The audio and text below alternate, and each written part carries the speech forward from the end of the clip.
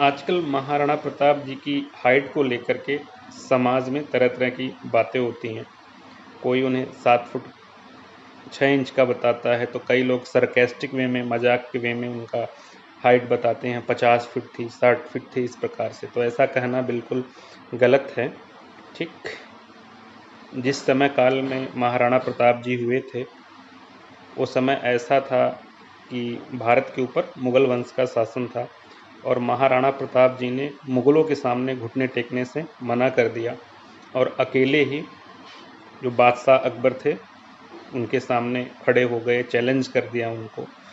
तो इस प्रकार से एक अकेला आदमी जब टक्कर लेता है किसी बड़े आदमी से या किसी बड़े व्यक्तित्व से, तो उस आदमी की हाइट कहें या ऑरा कहें, अपने आप में ही बहुत विशाल हो जाता है।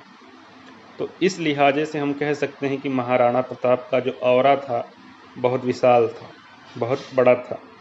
दूसरी बात यह है कि अगर उनकी हाइट की बात की जाए तो जो उन्हीं के वंशज में आते हैं लक्ष्यराज जी मेवाड़, तो उन्होंने ये चीज़ हमें बताई है कि उनकी हाइट लगभग जो है 5.5 फुट से लेकर के 6 फुट के बीच में रही होगी।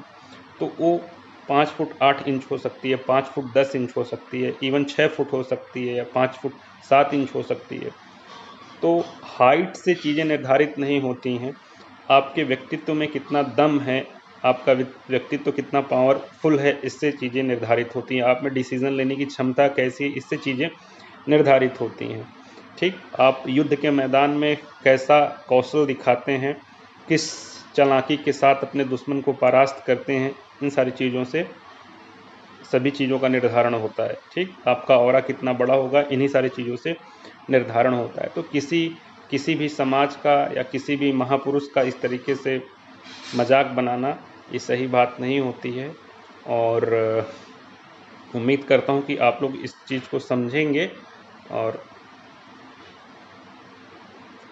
कुछ भी बोलने से पहले या कुछ भी उल जलूल कहने से पहले या लिखने से पहले थोड़ा सा चीज़ों को रिसर्च करेंगे और सही चीज़ें लिखेंगे। सो इसी से रिलेटेड एक छोटा सा वीडियो था। उम्मीद करता हूँ आप लोगों को पसंद आएगा। Thank you.